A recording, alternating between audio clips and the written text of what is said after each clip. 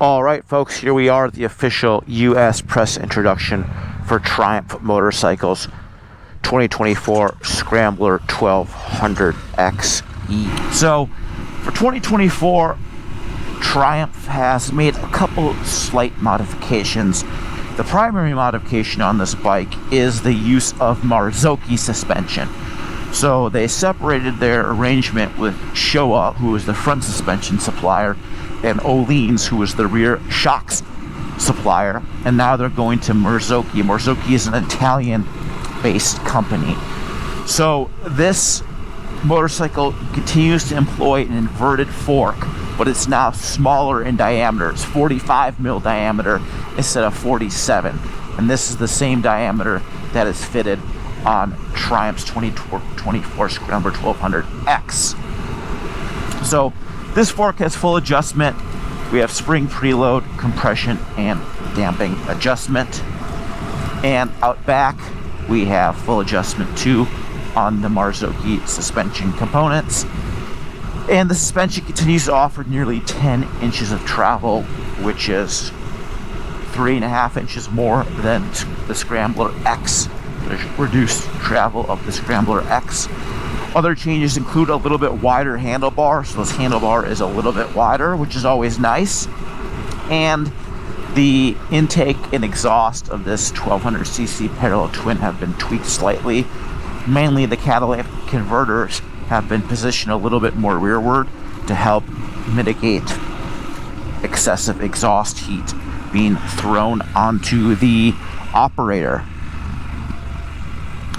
This motorcycle continues to make use of a single throttle body. Big 50 millimeter throttle body was increased in diameter. This engine is good for right around 73, 74 horsepower at the business end of the 17-inch spoked aluminum wheel. Seated at the controls of this vehicle, the seat is nice and flat, where the X is so low and it feels a little bit more rearward biased just because the rear end of the bike is so soft. This bike feels very planted and even from front to back, which I like. The seat's nice and soft, yet has some support. These grips are nice. They feel good against my soft dirt biking gloves. And I like this little bit wider handlebar. The sweep of this handlebar, it is got some rearward sweep, but it's not excessive. Definitely for a Scrambler motorcycle, I would expect it to have maybe a little bit more forward sweep, which you can do by rotating the handlebar inside this top clamp. You can rotate it forward, and it's gonna mitigate the sweep because the handlebar is gonna be at a higher angle, but you're also gonna have your hands a little bit higher, so it just kind of depends on what you like. Now, this Scrambler 1200 XE is powered by Triumph's 1200cc parallel twin engine. Single overhead cam, 8-valve cylinder heads. This engine benefits from an uneven firing order, which helps give it a V-twin like character. So a lot of torque out of this thing, right around 60 pound-feet of torque, peak torque, and this thing definitely gets moving without having to downshift. This motorcycle puts power back to its 17-inch rear wheel via cable actuated clutch and a 6-speed gearbox. Oddly enough, the chain final drive is on the right side of this bike instead of the left. This motorcycle does not employ a quick shifter. I wish it would employ an electronic quick shifter. For its price, north of $15,000, this bike for sure should have an electronic quick shifter that functions during the upshifts and downshifts. But I guess we'll have to do with things the old-fashioned way. To be fair, the 6-speed gearbox in this motorcycle is very nice, very positive shifts. This motorcycle is equipped with cruise control. Thank you. Gosh, I love cruise control. There's a button here on top of the switchgear, which you use to actuate it. All right, folks, that was a fun road ride. Now we're going to be riding on the dirt. Yeah. So we're going to go into the ride modes here. We hit this M button, and we're going to go into off-road and select it by hitting that check mark. Oh, we did the wrong mode. There we go. So this dash display, this is the same dash display that was unveiled on the 2019 Triumph Scrambler. I like it. It's nice and clean looking, but fast forward 5 years and this face looks dated to me. It's also too small. So while when it came out, it was definitely class leading. Fast forward 5 years and it definitely looks a little bit old. It would be nice if this face was just larger. Still, we like the analog shape around this bike. It really gives good touches to Triumph's history. You got to remember, these Scrambler 1200s, these motorcycles are coined more or less off Triumph's TR6C, which was a motorcycle that was modified for racing by Steve McQueen and Bud Ekins in the 60s. So Steve McQueen obviously is a famous actor, and Bud Ekins was a famous stuntman at the time. Effectively, that's what the Scrambler 1200 XE is. It's like a big dual sport bike. It's a big road-going dual sport bike that blurs the lines between adventure and dual sport and standard motorcycle. We have this Scrambler 1200 XE outfitted in Michelin's Anarchy Wild tire. The Anarchy Wild is a off-road, street legal off-road tire designed from Michelin out of France. So we have them in OE sizes with a 21-inch front and a 17-inch rear wheel. Really like that this motorcycle has a 21-inch front wheel. That is an authentic dirt bike wheel size, and what that allows is it allows the motorcycle to handle much like a dirt bike, where it just that big wheel diameter allows it to roll over obstacles with ease. Here we go with some clear air in front of us. We accidentally stalled the bike, so we had to manually disable traction control again, which is kind of annoying. Every time you stall the bike or turn the bike off, you have to manually turn that off. The first couple hundred feet I had it on. And traction control, off-road traction control in this soft-ish sand definitely doesn't jive with this bike. So if the dirt was harder packed, I think off-road traction control would work well. Because I remember we operated this vehicle with off-road traction control as official 2019 model introduction, and the off-road traction control actually worked pretty good back then.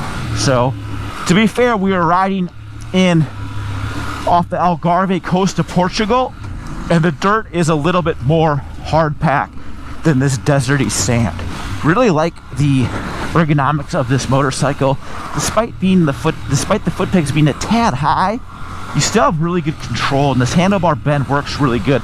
We were speaking of the brakes, the Stylema brake calipers, and the brake response of this bike, even though we're riding off-road, the brake response is awesome. The brakes aren't overly sharp, and it's really easy to modulate the front brake pressure with your one index finger. Usually I'm a 2-finger braker, but right now I'm only using 1 finger on the front brake, and the brakes have plenty of power and just the right amount of response that make it easy to ride this bike off-road. While we are on the braking note, the rear brake on this motorcycle has actually changed. This bike used to employ a twin piston rear caliper. Now it only employs a single piston Nissan caliper.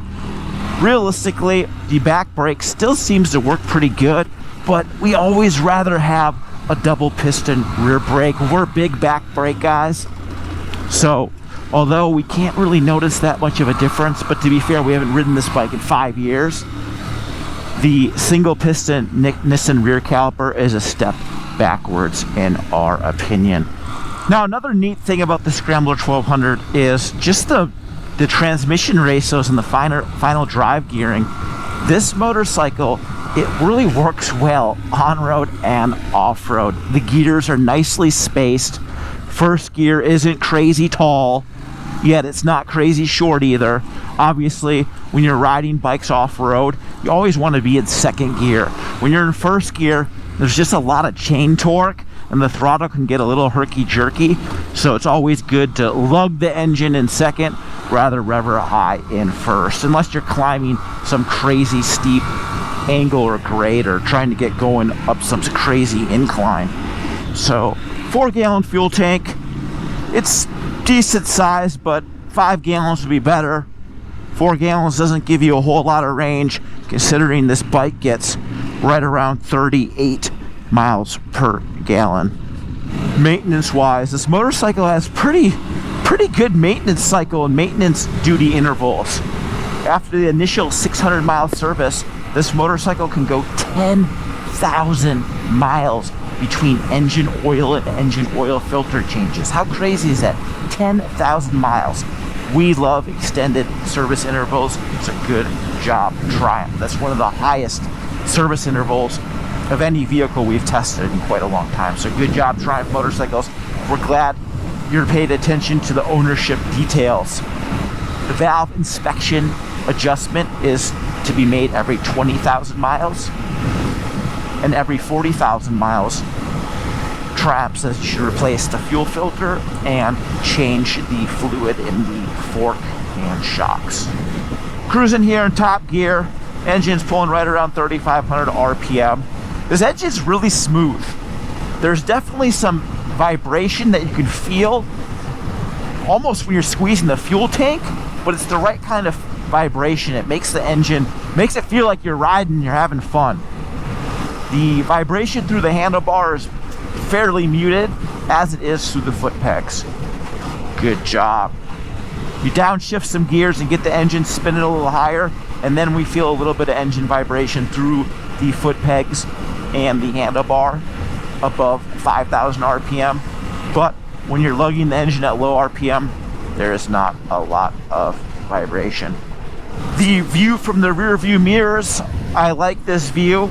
This circular mirrors looks very in tune with the aesthetics of this motorcycle, and the mirrors do a good job of showing you what's behind. There is a little bit of vibration creeping through the mirrors, but I wouldn't say it's bad. Definitely the bike, you feel the bumps through this. Even 10 inches of suspension travel isn't enough to dampen out these bumps. We were kind of not going crazy fast, but going a little bit quick for a second, and we actually hit these bumps, and the bike started head shaking like crazy, which gave me the horrendous flashbacks to when we operated this vehicle south of the border for a YouTube video episode. That ride, this bike was head shaking all over the place. You really have to be careful when you're riding through those whooped out sections with the high frequency whoops. You got to make sure that you really lean back on this motorcycle. You don't want to have a lot of weight over the front end, because it's going to make this bike head shake like crazy. So stay on the back of the bike through that stuff. It would be nice if Triumph was able to fit a more heavy duty steering damper that would allow it to mitigate that crazy head shake in the whoops area. Of course, because it's a big dual sport, you probably have to be a little bit mindful. Well, we're always mindful when we're operating any type of vehicle, but you have to be careful because this thing does weigh 500 pounds and it can get away from you pretty quick. You would not want that weight of a vehicle falling on you. Which brings up to another good point on this bike. This bike is crazy nimble. For a 500-pound motorcycle, you'd be really surprised how agile and nimble this thing feels in the dirt. It's also nice how well the suspension tracks. The suspension, it has really nice action. Even though the suspension manufacturer switched from Showa to Marzocchi, the action of this fork feels every bit as favorable as we recall on the 2019 version. This bike has really good damping response. and it rides really nice within the stroke of the suspension. It's not crazy low, it's not crazy topped out, it's right in the mid area where you want it to be. This bike just tracks really nicely in this stuff. I can't believe how much fun I'm having in these 2-track ruts. This bike really, it goes through the rut you choose very well. It tracks nice and straight. It's really easy to maneuver. It's just it's a relatively easy bike to ride for a 500-pound street bike. And just like that, folks, we are back on the asphalt, the whooped out asphalt from all of the heat that nukes this tarmac in the summer. How cool is Triumph's 2024 Scrambler 1200 XE? Just like our original experience on this bike 5 years ago, this motorcycle proves to be very versatile, very fun, capable whether you're riding on the street or off-road. It's literally like a 500-pound street legal dual sport bike, and for those reasons, I really like it. At the 2019 model introduction with the XC and XE, I would have gravitated more towards the XC. Now, fast forward to 2024, and without a doubt, I would absolutely buy this XE over the X model. There's not even a question in my mind. This motorcycle is really high performance. It checks a lot of boxes, and if you're looking for a do-it-all standard street bike, this Scrambler 1200 XE really checks a lot of boxes for you. And which brings us to the price of this vehicle. This vehicle rings in just north of $15,000. It's a little bit less expensive than the outgoing XE, but to be fair, it doesn't have the Showa fork or the Öhlins shocks. It now has the Marzocchi suspension and the single piston rear caliper versus the double piston. Brembo, I believe, was the brake supplier on that 2019 Scrambler 1200 XC and XE. Well, folks, there you have it. Our review of Triumph's 2024 Scrambler 1200 XE. Would we purchase this motorcycle? Absolutely. If we wanted a stylish motorcycle that we could cruise around town on and yet still womp on some light to medium duty off-road, this Scrambler XE totally fits the bill. I would totally buy this bike. I like its aesthetics. I like its fit and finish. I like that it has such lengthy maintenance intervals. This is a motorcycle you'd buy.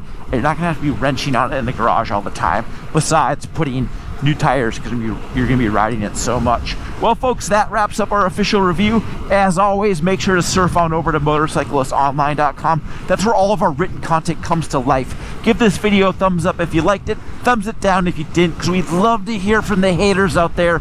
They are awesome to hear from. Everyone's value, everyone's feedback counts here at Motorcyclist Magazine. And we'll see you in the next episode. Thanks for riding with us.